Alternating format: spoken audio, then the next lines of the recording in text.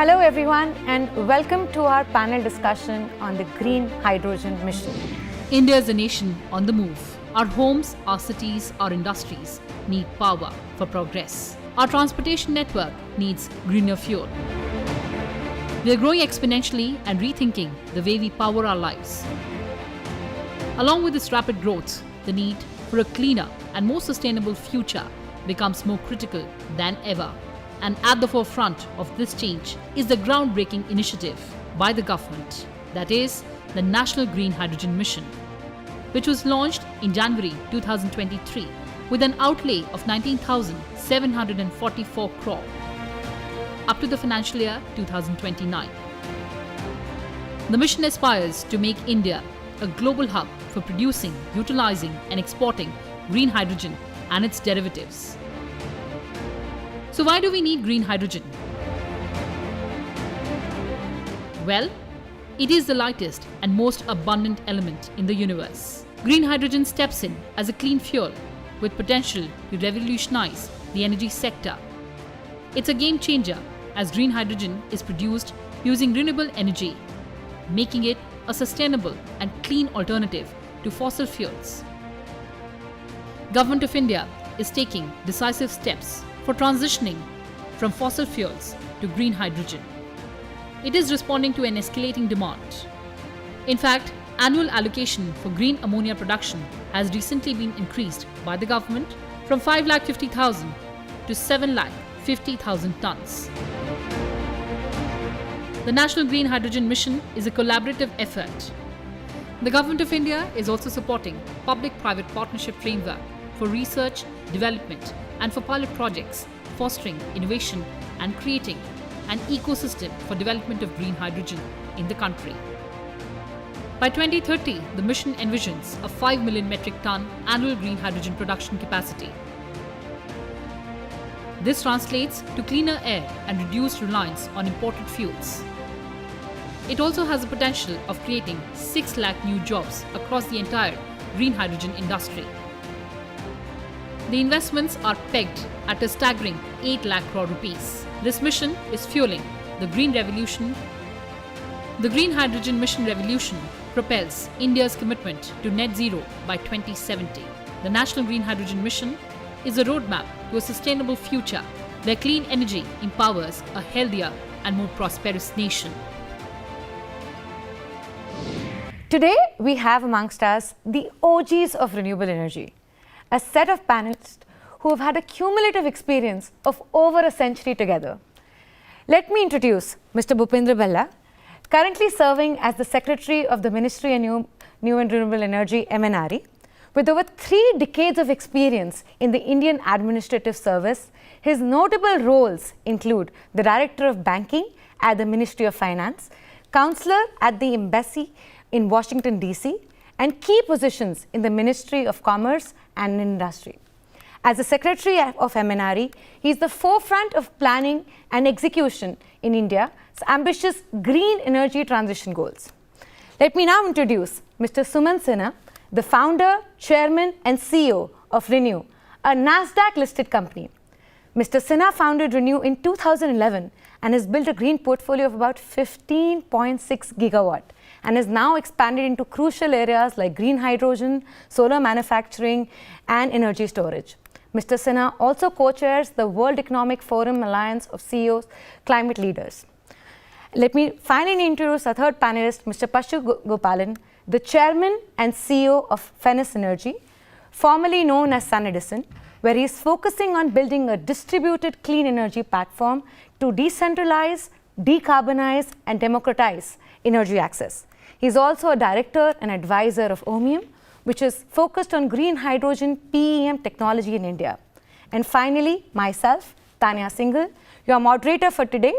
I have built and founded Solar Arise, where I have raised and deployed over 2,000 crores of capital to build large-scale grid-connected solar plants. Welcome to you all.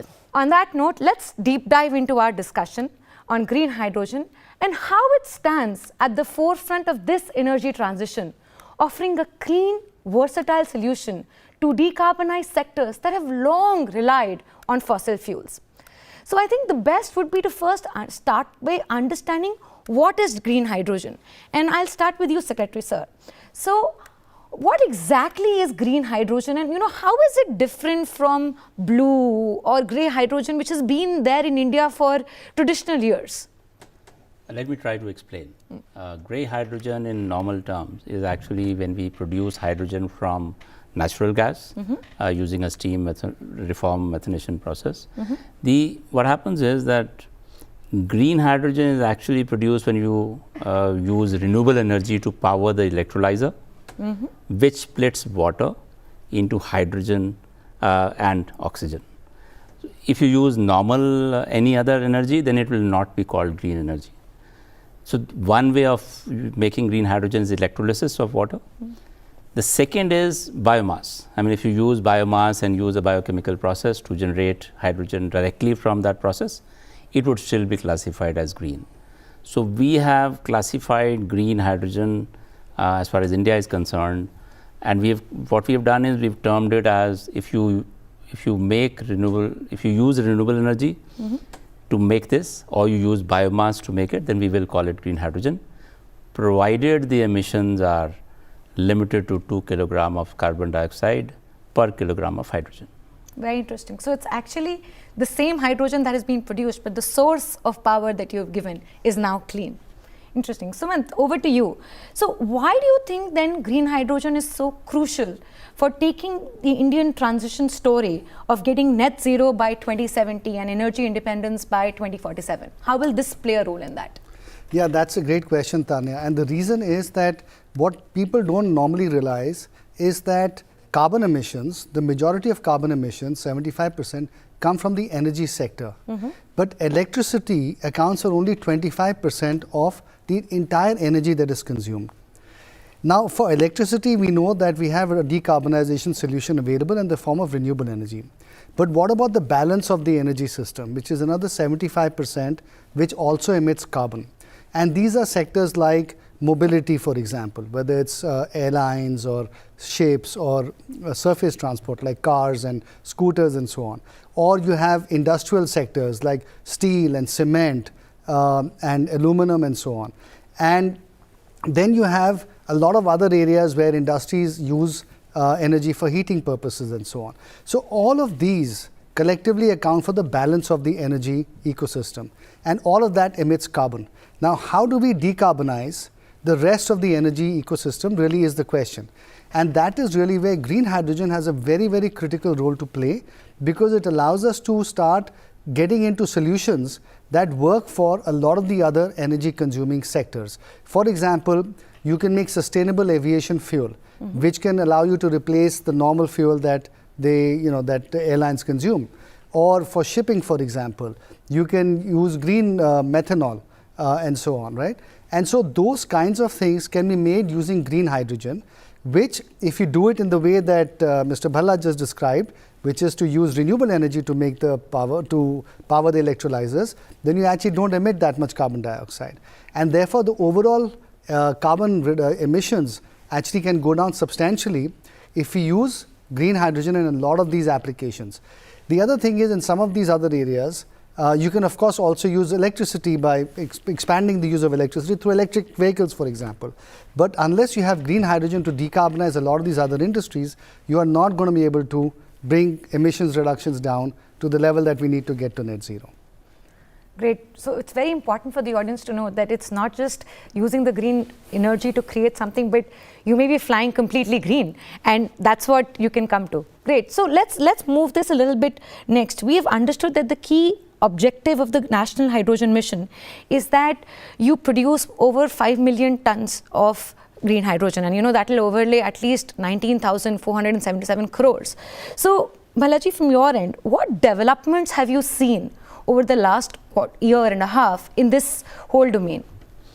I think since we launched the mission in January of last year, we've seen incredible developments in India. In fact, probably the world was also not expecting us to move that fast. And the industry members are here, they can corroborate that. We set in motion the process of not only awarding capacities under our site programs, which are incentive program. So for creating this ecosystem, we have, out of the 19,700 crores that you mentioned, What 17,500 crore is for incentives. And these are two kinds of incentives. One is for green hydrogen production and one is for electrolyzer manufacturing. Both we have rolled out. In fact, as of today, we had a target of allocating 3,000 megawatt of electrolyzer capacity per annum, has been fully allocated. So that has already been done. And now these plants are coming up, and the next couple of years we should have these manufacturing capacities fully operational. On the green hydrogen production also, we've already awarded 4.1 lakh tons of green hydrogen capacity under the site scheme. That was fully awarded. Our new tender of 4.5 lakh tons is already out. People are now preparing to bid. The third aspect is also the aggregation. So, so that's only the green hydrogen production, what we are trying to promote through incentive. But we also want to aggregate. We also want to create demand. For that, we have a 7.39 lakh tons of green ammonia tender for our fertilizer companies who want to procure. And that is already, again, bid is already out, and now people are getting ready to bid for it. In addition, oil companies have started preparing for, as was mentioned, on their sector of refining, how to convert their gray hydrogen currently and use green hydrogen instead. So that's the kind of progress we've made on the incentives part. But that's not all. Apart from that, we've worked on the R&D. For us, R&D is going to be a big game changer. If you really want to reduce the cost of hydrogen, green hydrogen, R&D is going to play a big role. So we have a 400 crore R&D budget, call for proposals. We got more than 400 proposals for our thing, and we are going to finalize it shortly. Standards, we've been working on standards. About 100 standards have already been notified, and more are in progress. So we are trying to work on the entire ecosystem. And just to give a flavor of what I'm saying, how the industry has agreed that things are moving. And our target is 5 million metric tons, which we've announced under the mission, of green hydrogen capacity per annum. And if you look at all the projects which have been announced so far, including my guest panelists here, and all the industry put together, we have about 7.4 million metric tons of green hydrogen projects already announced by the industry. And that kind of reinforces what we thought, that we are moving on the right track. Even the industry is confident that the ecosystem is there for it to be a success. Very nice. So picking on the fact, Pashu, that Balaji mentioned in terms of the whole manufacturing, how are you seeing the manufacturing sector looking at this, and specifically, the whole site scheme and the overlay that is coming from the government? How is that coming across, both in terms of the manufacturing itself of green hydrogen? What India has done is extremely visionary. We're starting the support for manufacturing almost at the same time. And if you look at the 2 rounds of site awards, there are several technologies. Many companies have come forward to take risk and work with the government and adopt the program to set up manufacturing, which is a big deal at this early stage. So I think it's a great move in the direction of making India a manufacturing hub, and very pleased to see what the government has done so far. Great. And just for my audience, if they don't know, SITE is actually the Strategic Interventions for Green Hydrogen Transition. It's a scheme, again, launched there. Sumant, I'll come to you. There's 75 countries who have actually outlaid strategies for hydrogen, and you see a lot of potential for international collaboration there in the whole sector. How would you see this specifically as somebody who's been at the forefront of the renewable energy space? What kind of export opportunities or collaborations can we look with our international counterparts? Yeah, I think the way we in industry look at the opportunity for green hydrogen really is in 2 buckets. One is the domestic Indian opportunity, and the other is, of course, the international opportunity. And they both have to be looked at simultaneously. As far as the global opportunity is concerned, there are large markets which have also set very significant targets. For example, the European Union has set a target that they want to get to 20 million tons of green hydrogen by 2030. Out of which they want to import 10 million tons of green hydrogen.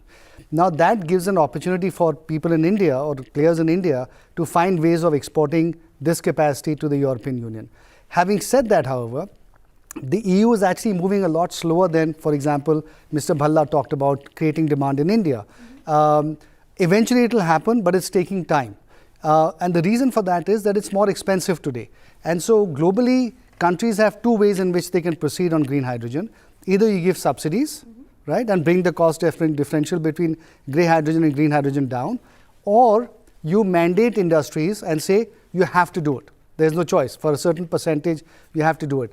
But because that then imposes a cost on the end consumer, therefore countries are a little bit whiffling and waffling right now. They're not moving as fast as I would have expected a year or 2 years ago. Nevertheless, I'm very confident that eventually this industry will become very large. It may not happen at the targets that people are stating, but certainly will happen. Now, the Far East is another very important market for Indian companies, and from the eastern seaboard, we can actually be exporting to Japan and Korea and so on. And those are discussions that we're having and projects that we're setting up. As far as the India opportunity is concerned, I would say, just because Mr. Bhalla has already talked about all the things that are happening, the only thing I would say is a relative comment, which is that when talking to or looking at what other countries are doing, all these 75 other countries, and seeing what India is doing, I would say India is actually being very progressive and very much is in the vanguard of creating that demand. And the speed at which the Indian government is going to create demand in the market here, I see other countries being much slower on that demand creation than we are seeing here right now. So that's actually very interesting, and that is really where I think kudos have to be given to the Indian government to be moving at such speed and scale. Well, as a developer, I would also add to say it is genuinely something that we should be proud of, because we've taken all that years of learning that we've put in renewable, and we're translating all of that to say start manufacturing at the same time, way ahead of others, to be ready for export potential. Coming to that whole renewable angle again, Secretary Sir, how is this whole renewable portfolio energy that we have, over 200 gigawatts already installed, a very large portion still expected for the 500 gigawatt target, how is that going to play a role in the whole green hydrogen transition? The biggest debate right now in the world is what would be the cost of green hydrogen which actually comes to the market on a commercial basis. Yes. And since the first plants are yet to become operational, it is an unknown number. But there are, of course, calculations. Everybody who's investing is doing calculations on the basis of the total cost and so on, but it's still a number, it's still a guess. What is going to be very crucial is what is the gap between the grey hydrogen cost, which is supposed to be lower, and the green hydrogen cost, which is supposed to be higher as of now. If we can bridge that gap, and if we can make it, we're going to make it confident, bring confidence from the demand side, that yes, you will be able to get the same hydrogen, a green hydrogen instead of grey, at that cost which you are buying a grey hydrogen.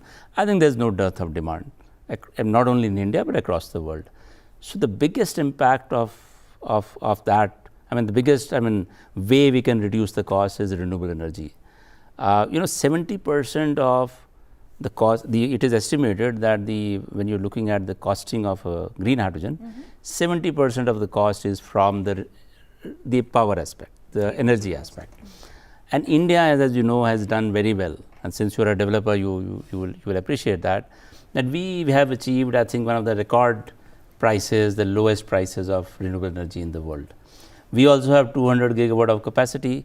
We have the largest integrated national grids in the world. We can produce at one corner of India and consume at the other corner. So we have, I think, the best framework in the world to produce green hydrogen at the lowest cost. And that is why we feel that the renewable energy, the way we have developed and the ecosystem we have made, and of course how we are progressing further, moving towards 500. I don't think the cost of renewable energy will change that much. It might fall, but it will not go really high. And I think that will create lower the cost of green hydrogen relative to what is going to produce in the world, and looking at the demand which is coming up both in India and abroad, I think we should be able to get that market. Very good. Looking at the same perspective on an investment basis, there is still expectation of more than 8 lakh crores to be the investment amount that is needed. But your opinion on this whole investment outlook, and specifically more not just at the development side, but as a manufacturing side, as somebody is looking at this technology closely, what is the investment outlook for it? And we've seen that investment follows when there is return. We're still slightly more expensive than grey or blue hydrogen. So how does that stack in terms of investment philosophy? See, I think if you look at it comprehensively as an investor in setting up manufacturing plants, I think there is a lot of visibility. It's not bad at all. I think India has done a very good job by creating the site program. And unlike, for example, solar manufacturing, you would understand in solar that investing in module is a lot lower. The challenge is going to be which one of the companies developing the technology and product are going to backward integrate and go all the way to start investing in the electrolytic cell itself and the stack itself, right? We started about 5 years back now, and very happy to say that our entire manufacturing is integrated in India, right? The equivalent to that would be to start making silicon and wafers in India in the solar industry, right? So we've started with that. If you take the easy route and only allow for investments in simply assembling stacks which are procured from China, either directly or indirectly, then the manufacturing industry may not build its strength and be able to support India fully in its growth and become a hub. So I think we invested in India because of the resources available in India. I think India has some of the brightest people in the world, and the visibility that the government has given in terms of national mission and site programs. So I think others will find the same reasons to invest and grow deeper in building their products. Suman, I will just ask you the same question as a follow-up, right? In terms of investment outlook, and specifically as you're seeing global markets coming into India, do you see the same level of enthusiasm that has been there for renewable investment as you see for green hydrogen? Just because we heard the manufacturing angle, but what about as a development angle? Yeah, I think a lot depends, as you said earlier, on the returns that you can make. Yes. And the returns very critically depend on the offtake contracts that you can get. And the offtake contracts depend, of course, on subsidies at this point in time. And it depends on the competitive environment. And the competitive environment is yet to be fully discovered. It may very well be that people go into it in a very big way and returns end up being not that high, or they may end up being reasonably decent. So we'll have to a little bit wait and see how the industry develops. It's very hard to give an answer today. Right. But the only thing I would say is that, and this is a very interesting conundrum for the government actually, 70% of the cost of renewables, of green hydrogen is in fact renewables. Renewables itself is an industry that is taking off by leaps and bounds, primarily because of all the efforts of MNRE and secretaries are here. Now, as that takes off, renewable energy can actually go in other directions too. For it to go in this direction, it will have to compete. Green hydrogen will actually therefore have to compete in some way with the regular electricity renewable energy sector to get that renewable energy to come here. And if the returns here are not good enough, then it may not come here. So I think a lot of these things have to be evolved. The other very interesting thing is that as far as manufacturing is concerned, another conundrum for the government is, should we import from China at a lower price, potentially, or can people like Pashu make it here at the same price, right? Because price, unlike in renewable energy, where we still have the ability of letting the price of solar go up a little bit because it's much cheaper than coal, here it's actually not cheaper than the alternative, which is the fossil fuel. And so therefore that is going to be a very interesting issue for the government to take a decision on. But moving gears a little bit, as a common man or as a common citizen, why should I be concerned on what is happening in terms of the green hydrogen mission, or how much investment is coming in, or whether it's blue, grey? Why does it matter to me as a common guy? I think it matters. I mean, one way it directly matters is the number of jobs it would create. I mean, we estimate that the entire 5 million metric tons target that we have for green hydrogen, if you take the entire value chain, starting from renewable energy production till the consumption, till manufacturing and so on and so forth, transportation, I think we estimate that it will create about 6 lakh jobs. And that is not a mean number for India, and that is something. And in fact, we feel that it will also develop of all skills of all kinds, and therefore I think the public and the citizens would get a benefit of that. And of course, once it's also a fact that once something new develops, then the ancillaries also come up. I mean, this is just counting the broad number. I mean, actually, when you look at all the indirect jobs which are created, I think it may be much larger. The second aspect I would say is the kind of carbon emissions that we are trying to abate. We estimate that 1 million tons of green hydrogen would prevent about 10 million metric tons of carbon dioxide every year. So, 5 million metric tons would actually, we will be saving about 50 million metric tons of carbon from polluting our country. And I think that is also something which is useful for all the citizens. I think these two direct aspects would be relevant for the citizens. Very interesting. So, Pashu, looking at this more on a technical basis, what future technologies or innovations do you see that will help get this sector up, and also both in terms of skilling of people, so that the industry expands in its way? Innovations, technologies, whatever growth drivers would you see? See, what we've learned from other renewable technologies is in hydrogen, we measure the levelized cost of hydrogen or levelized cost of ammonia we produce. And clearly there's been some discussion already today about how the cost of green hydrogen is higher than grey hydrogen, what people are buying today, right? So there will be a race to get the cost structure as closer to parity as possible, and then get even better than parity, right? So all the innovation is going to be geared around cost reduction.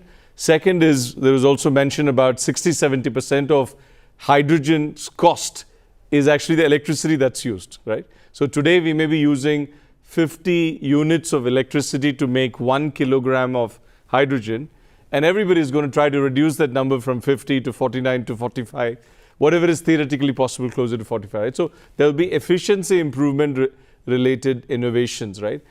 Other innovations are renewable itself is somewhat difficult power when you take it into a hydrogen equipment, because when you have clouds passing over a large solar power plant, the solar production can go down to zero immediately and come back up. So all of these variations are hard to deal with at the electrolyzer, which is, I'm sure people are working on developing technologies that's going to work. So, we have chosen to work on a technology which we feel better addresses, but we'll see. I think whoever is able to deliver better levelized cost of hydrogen will continue to deliver and grow their technology. Yeah. So we heard a few challenges that Pashu mentioned more in the manufacturing part, but in terms of development, again, the plants are still in process, but do you foresee any specific challenges that people should be wary about as a developer for green hydrogen? Suman? Yeah, no, absolutely. I think, look, we haven't really had the development of a large-scale green hydrogen plant so far. And so therefore, and especially using renewable energy as the electricity provider in that, and then how is that going to be compatible with the operation of the electrolyzer, and then of course how do you bring the cost of this whole system down, and then eventually if you want to, for example, export the green hydrogen, you have to convert it into ammonia and then reconvert it at the point of usage from ammonia to hydrogen. Then the whole shipping industry, which of course there's already a tradable industry for ammonia, but then if that size increases, do you have the ships available for all of that? Then pipeline design, where you're trying to get it through pipelines. So there are quite a few of those kinds of issues. I mean, for example, Indian refineries are now looking to try to start having green hydrogen. Now the refineries are not always connected to an interstate transmission network. Very often they're connected to a state transmission network. So do they have enough capacity of power that we can take to those refineries? Is there sufficient land around the refineries to put up the electrolyzer? So those are all very practical constraints that will come up that we'll all have to collectively solve, which I'm sure we can find the technological solutions for or the technical solutions for, but the cost implication is something that we'll all have to collectively discover as we go forward. And the only way we can do that is actually by doing it. And then as we start doing it, hopefully we all become sharper and more sensible and have more expertise, and then we can bring the prices down to some extent. To what extent still remains to be seen. I think based on that, any final thoughts, Pashu, from your end in terms of where you are, what you feel, and any last minute advice that you want to give to our audience? I think the one thing that I'll leave all of us to think about this is there's always going to be a desire to, as quickly as possible, produce the lowest cost of hydrogen, right? And the Chinese manufacturing industry already has about 35 to 40 gigawatts of manufacturing capacity. and the top 3 are globally are already the Chinese, and several solar ones have moved. So I think the world is a competitive space, and the Chinese will directly or indirectly find a way to sell their electrolyzers and capacity, and India has emerged as one of the best destinations in the world thanks to all the policy work we have done. But if we miss this opportunity to completely transform India, and we have to remember that energy has always created countries like Saudi, Norway and UAE. That's the power of energy, and we can really be self-dependent as well as serve the world. And for that, we have to make sure that our foundation of manufacturing and R&D and development is very, very strong from day one. And we don't take the shortcut of allowing for dumping by Chinese companies of their electrolyzer, because they're already building a very, very large capacity from day one. Got it. Sumant, any closing thoughts from your end or advice or things that people should be careful on? Look, I think that this is obviously a massive opportunity, right? I think it's an opportunity that is really going to grow between, let's say, 2030 and 2040. The next 5 years, we have the opportunity of actually creating the foundation, as you rightly said, for this industry. And that is really what we have to do. And as you said, we are off to a good start. And we just have to build on it. Now, there will be all of these policy issues that will come up, whether you want the cheapest or whether you want domestic, and those are things that we'll have to solve as we go forward. But I think, to me, the renewable energy industry's development offers a good model. And I think if we can follow the same kind of playbook, then I think we'll be very successful, and hopefully we'll be able to reduce our fossil fuel imports eventually by a huge amount. Any closing thoughts, Balaji? I think we are actually at the right stage. We have a good policy framework in place. The industry is already started working on it. They are happy with what's going on. Of course, there will always be some challenges. There. As was mentioned, we will we'll keep meeting those challenges by taking appropriate decisions at the right time when required. We are definitely in favor of protecting the industry. We've done that in solar manufacturing. We will make sure that electrolyzer manufacturing, when it comes on age, will get the support that we need. But at the moment, I think we have to take a policy call on taking a decision at the right time. But we will definitely be supporting. I think we are there. We're almost there. But again, I wouldn't say we have reached the end. We are almost there. We've taken a good start.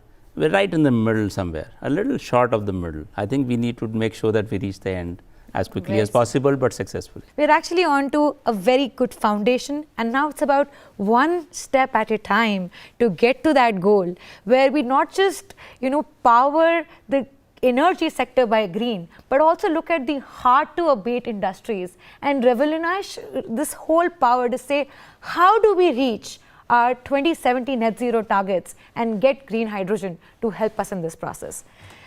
Thank you so much. That is from our end. This is Tanya signing out from your end. Thank you. Thank you. Thank you.